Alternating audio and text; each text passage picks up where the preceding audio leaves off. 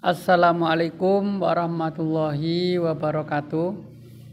Baiklah teman-teman, marilah kita belajar perkuliahan ini tentang hukum mawaris Islam yang minggu sebelumnya sudah saya tekan ada 2 kali pertemuan, yaitu terkait dengan bagaimana cara pembagiannya. Namun sebenarnya itu sudah terlalu cepat, sehingga perlu saya jelaskan siapa-siapa dulu sih yang harus mendapatkan waris itu. Nah, akan saya sampaikan melalui video tutorial ini. Walaupun video tutorial ini sifat penyampaiannya adalah video ya, artinya kita tidak bertemu langsung, namun mudah-mudahan ini sudah sangat mewakili daripada perkuliahan kita. Durasinya kira-kira sekitar 22 menit. Ini sudah saya sederhanakan dan sangat simpel sekali untuk difahami. Nah, langsung saja, kita ini adalah kuliah hukum mawaris Islam untuk mahasiswa hukum Unusia. Sebenarnya memang diperuntukkan untuk pertemuan pertama. Nah, seperti biasa, walaupun ini perkuliahannya adalah perkuliahan yang online ya, tapi cara mengajar dari saya memang tidak jauh berbeda, yaitu teman-teman harus mengetahui 3 hal penting yang selalu saya sampaikan dalam perkuliahan, yaitu yang pertama, teman-teman harus baca slide materi yang saya berikan pada saat pembelajaran. Terus kemudian yang kedua, teman-teman bisa nonton video penjelasan slide materi tersebut karena memang saya tidak bisa hadir langsung di hadapan teman-teman semua. Kemudian yang ketiga, jangan lupa yaitu selalu ada post test karena ini tidak ada pretest. Post test ini saya sampaikan seperti biasa, yaitu dengan Google Form dengan link yang disampaikan di akhir perkuliahan seperti biasanya. Nah, untuk itu silakan teman-teman nanti baca slide materi yang telah kami bagikan dan tonton penjelasannya dalam video singkat ini. Jika terdapat kesulitan atau terdapat pertanyaan, silakan disampaikan di dalam grup agar teman-teman yang lain juga bisa menyimak, bisa memberikan tanggapan, dan bisa diskusi yang pada akhirnya nanti teman-teman bisa memahami apa yang saya sampaikan ini. Untuk itu, selamat belajar teman-teman. Nah, langsung saja ya masuk dalam materi. Ada 4 hal pokok yang harus dikuasai dalam mempelajari ilmu mawaris Islam ini. Kalau 4 hal tersebut telah dikuasai, maka selebihnya nanti teman-teman itu tinggal yang gampang-gampang saja. Artinya ketika ingin membaca sendiri, ketika ingin memperkaya, itu sudah tinggal yang gampang-gampangnya saja. Artinya dipelajari sendiri sudah bisa. Namun 4 hal ini mesti secara baik-baik harus disimak dan dianjurkan harus ada gurunya supaya tidak sesat gitu. Apa saja 4 hal tersebut? Yaitu pengenalan ahli waris. Pengenalan ahli waris ini memang belum saya sampaikan di pertemuan-pertemuan sebelumnya, sehingga pertemuan ini akan saya sampaikan ini pengenalan ahli waris.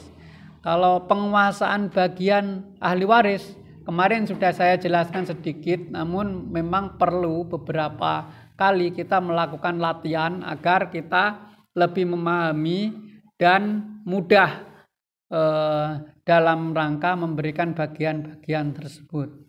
Terus kemudian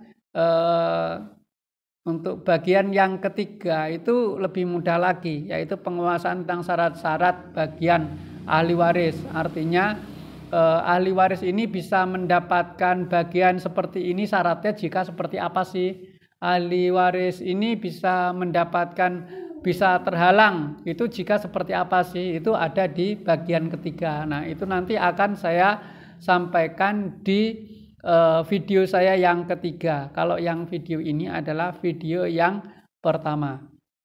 Terus kemudian yang keempat, penguasaan konsep mahjub. Ini ya sangat mudah sekali, mungkin bisa disampaikan hanya dalam waktu 5 sampai 10 menit. Artinya di sini siapa saja sih yang menghalangi orang ini untuk mendapatkan warisan? Siapa saja sih yang menghalangi orang ini untuk mendapatkan bagian yang besar sehingga dia kok pada akhirnya mendapatkan bagian yang kecil. Seperti itu. Nah, masuk ke materi yang perlu sekali saya sampaikan dalam video pertama ini adalah pengenalan ahli waris. Siapa sih ahli waris dalam Islam itu? Nah, simak simulasinya ya supaya mudah untuk dimengerti. Memang belajar mawaris ini beberapa orang menganggap sulit itu. Nah, saya juga dulu merasa seperti itu. Tetapi dengan adanya kesulitan yang saya miliki tersebut, saya sudah coba pelajari apa sih yang menyulitkan saya dan akan saya mudahkan. Dalam video ini akan saya sampaikan kesulitan-kesulitan tersebut yang sudah kemudian saya gampangkan gitu, sehingga nanti teman-teman akan memahami walaupun hanya dengan menonton video yang sangat singkat ini durasinya. Nah, ini pembagian waris. Pembagian waris itu berarti kan ada yang meninggal dunia, yang kita sebut dengan istilah mayit. Mayit itu bisa laki-laki dan bisa perempuan. Siapa saja yang mendapatkan warisan jika ada mayit yang meninggal, yaitu yang pertama adalah anak-anaknya mayit. Anak-anaknya mayit ini sering kita sebut dengan istilah furu. Nah, itu terdiri dari anak, cucu, cicit sampai ke bawah, itu namanya furu. Nah, anak-anaknya mayit ini adalah merupakan garis ahli waris dari keturunan ke bawah. Jadi dari garis ke bawah. Jadi garis ke bawahnya itu adalah ada anak laki-laki, ada anak perempuan, ada cucu laki-laki, ada cucu perempuan, ada cicit laki-laki, ada cicit perempuan. Lihat bahwa kesemuanya yang mendapatkan ini adalah semuanya dari garis laki-laki. Contohnya misalnya ini, cucu perempuan. Cucu perempuan ini adalah anak dari anak laki-laki. Namanya cucu, walaupun perempuan itu adalah jenis kelaminnya, tapi dia ini adalah dari garisnya, dari garis laki-laki. Kalau anaknya anak perempuan, apakah mendapatkan warisan? Tidak. Anaknya cucu perempuan, apakah mendapatkan warisan? Tidak. Anaknya cicit perempuan, apakah mendapatkan warisan? Tidak. Tapi kalau anaknya anak laki-laki, walaupun perempuan, jenis kelaminnya dapat. Apalagi kalau laki-laki pasti dapat. Kemudian cucu laki-laki, anaknya cucu laki-laki, itu cicit laki-laki mendapatkan warisan, cicit perempuan mendapatkan warisan. Tapi anaknya cicit perempuan itu tidak mendapatkan warisan. Seperti itu. Begitulah memang ketentuan di dalam Al-Quran tentang waris ini. Jadi yang mendapatkan warisan memang dari garis laki-laki untuk semuanya yang garis keturunan ke bawah. Terus kemudian ada juga garis keturunan ke atas.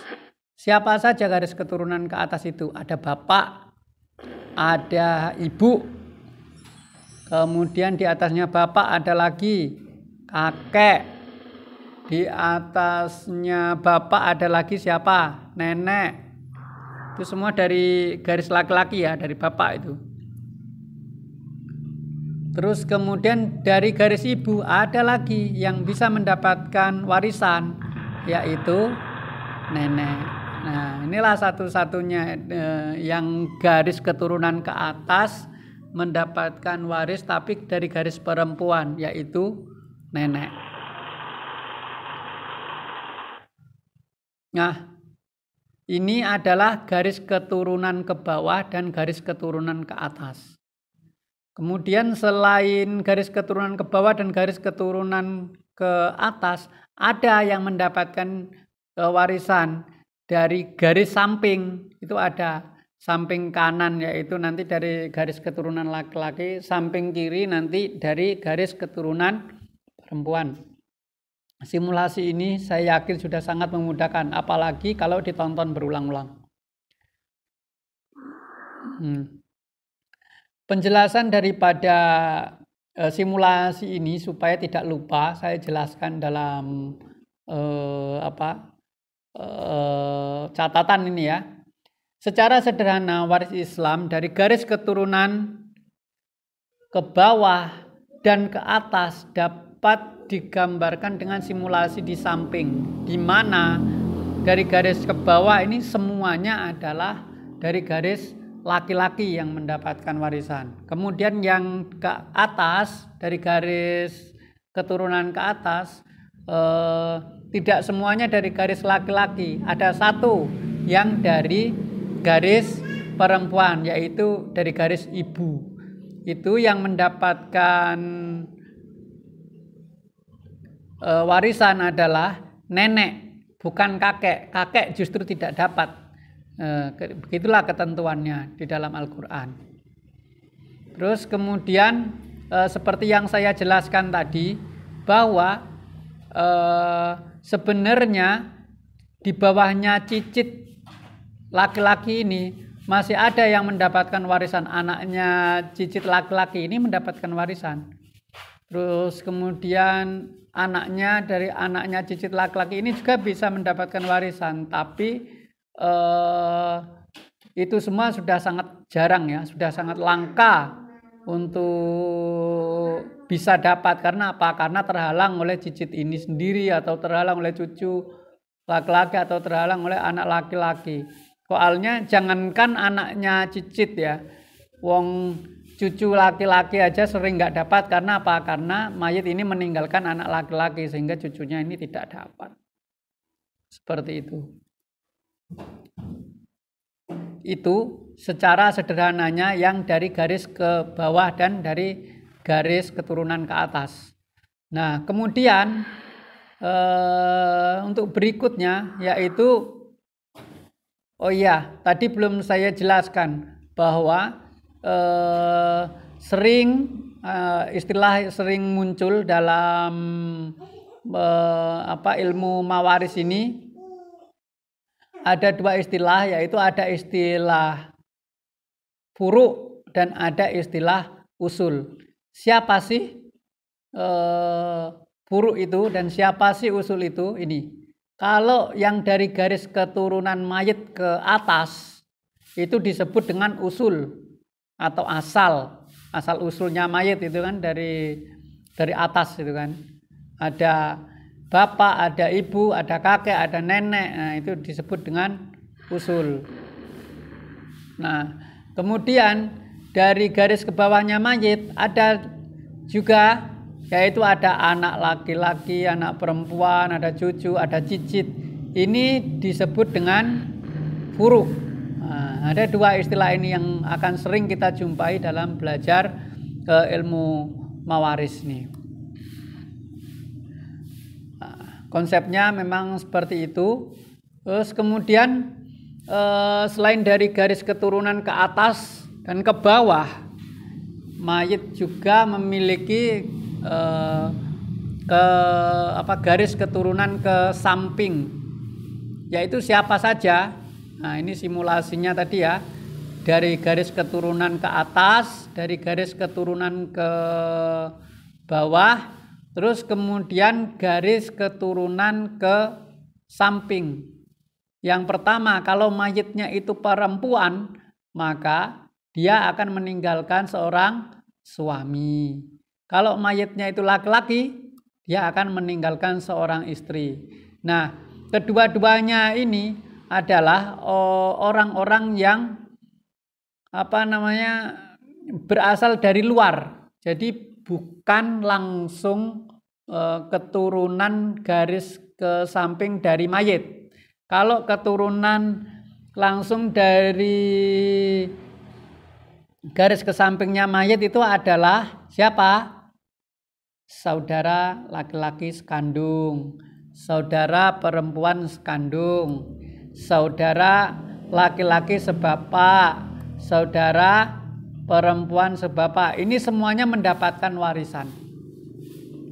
Nah, kalau tidak ada saudara laki-laki sekandung, misalnya, berarti nanti yang bisa mendapatkan warisan adalah saudara perempuan sekandungnya, atau kalau tidak terhalang ya, kalau tidak terhalang oleh anak si pewaris. Nah, bisa juga saudara laki-laki sebapak bisa juga mendapatkan warisan dengan syarat tidak ada saudara laki-laki sekandung. Nah, ini saling menghalangi nanti ini, seurutannya semakin jauh akan semakin terhalang. Ini yang dari garis keturunan ke samping.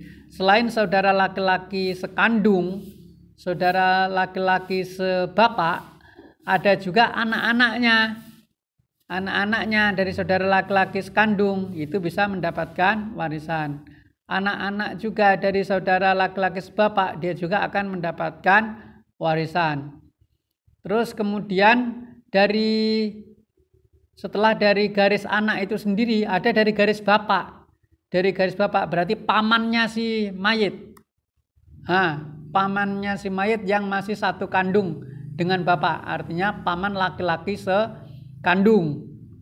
Terus kemudian ada lagi paman laki-laki sebapak. Yang dengan bapak ini paman laki-laki sebapak. Nah, untuk yang dari garis bapak ini itu yang perempuan sudah tidak dapat, sehingga yang dapat hanya paman laki-laki sekandung dan atau paman laki-laki sebapak.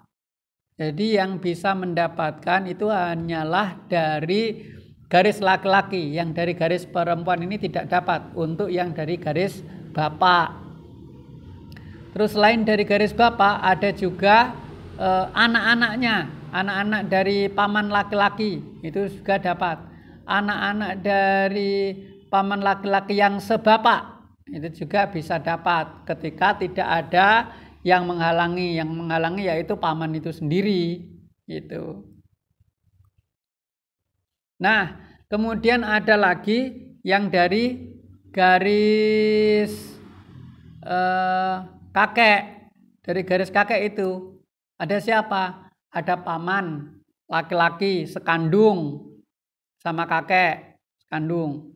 Ada juga paman laki-laki sebapak sama kakek itu juga bisa mendapatkan. Kemudian siapa lagi? Anak-anaknya paman ini. Paman yang sekakek itu dapat. Anak-anaknya paman yang sekakek itu yang seayah. Kalau tadi kan sekandung, ini seayah. Itu bisa dapat. Kemudian atasnya kakek, nah ini atasnya kakek, ini juga dapat. Tapi di sini tidak saya bahas karena terlalu jauh ya, sudah sangat jarang sekali prakteknya di lapangan. Karena apa? Karena yang atas itu rata-rata memang sudah terhalang oleh orang-orang yang ada ini, sudah terhalang sehingga sudah jarang bisa mendapatkan. Dan juga biasanya kalau yang atasnya lagi itu sudah mungkin sudah meninggal dunia gitu ya. Nah, terus kemudian dari garis perempuan, daripada si mayit, itu misalnya ada saudara laki-laki seibu, yang seibu. Jadi saudara laki-laki seibu. Kalau tadi itu seayah dapat, ini seibu juga bisa dapat. Saudara laki-laki seibu dan saudara perempuan seibu. Ini juga masih bisa dapat. Tapi dengan persyaratan tertentu. Nanti akan saya sampaikan di tutorial berikutnya. Nah, sedangkan untuk saudaranya ibu sendiri, artinya paman kita ya, paman kita yang dari garis ibu, itu sudah tidak dapat. Ingat, saudaranya ibu sudah tidak dapat waris. Artinya ingat, paman kita yang dari ibu itu tidak dapat. Dari garis ibu itu tidak dapat warisan. Nah, kira-kira seperti inilah grafiknya seluruh penerima waris atau ahli waris yang kemungkinan akan mendapatkan warisan itu ya. Kalau untuk yang ke atasnya dan ke bawahnya ini sekalipun masih ada, tapi sudah sangat jarang sekali dan sangat langka, sehingga tidak perlu saya sampaikan. Nah, selain daripada ini, tadi saya sempat menyinggung ada praktiknya kalau saudara seayah itu seperti apa sih, saudara seibu itu seperti apa sih? Saya akan jelaskan di bawah ini. Nah, ini simulasinya, perbedaan antara saudara kandung dengan saudara sebapak ya. Misalnya ini ada mayit. Dia punya bapak, punya ibu, terus kemudian katakanlah ibunya meninggal dunia. Kemudian bapaknya menikah lagi dengan ibu tiri. Nah, ibu tirinya itu punya anak dari ibu tiri tersebut, dan setelah punya anak itu disebut saudara sebapak. Anaknya laki-laki maupun perempuan itu disebut dengan saudara sebapak. Artinya apa? Dalam sisi bapaknya sama, tapi dari sisi ibunya itu tidak sama dengan mayit. Nah, itu disebut dengan saudara sebapak. Baik laki-laki maupun perempuan bisa mendapatkan warisan asal tidak ada yang menghalangi. Terus kemudian kalau saudara sebapak seibu berarti anak dari bapak dan ibu yang satu kandung dengan mayit. Nah, itu disebut dengan saudara sebapak seibu. Gampang lah ya kalau saudara sebapak seibu itu semuanya juga sudah pada mengerti kan itu. Oke, next.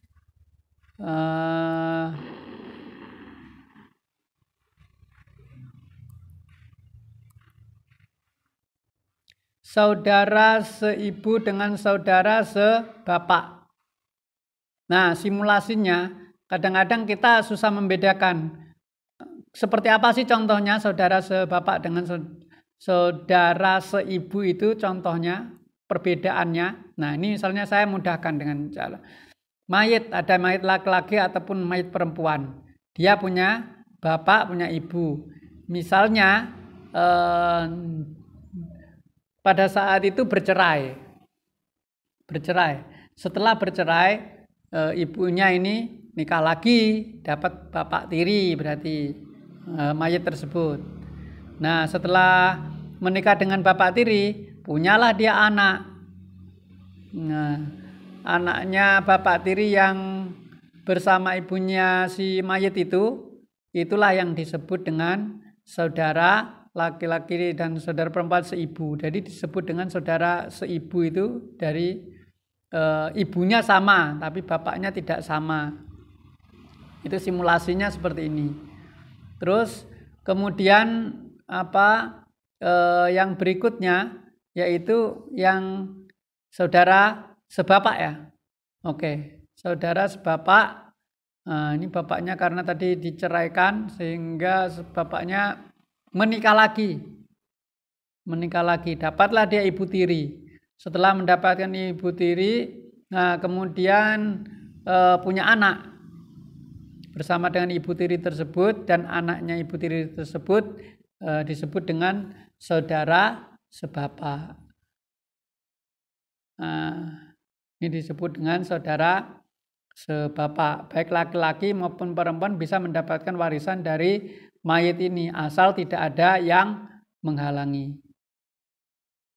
Nah, demikianlah sekilas tutorial atau video yang bisa teman-teman pelajari dan tonton berulang-ulang untuk sampai memahamkan. Mudah-mudahan saya bisa menyambung video tutorial untuk pertemuan ke-2, 3, dan 4 nanti di minggu berikutnya. Dan setelah ini teman-teman akan saya bagikan link tentang mengerjakan soal post-test. Mohon dikerjakan, nanti malam saya akan lihat hasilnya tentang pemahaman teman-teman berkenaan dengan video tutorial yang telah saya sampaikan ini. Demikianlah, wallahul muwaffiq ila aqwamit thoriq. Assalamualaikum warahmatullahi wabarakatuh.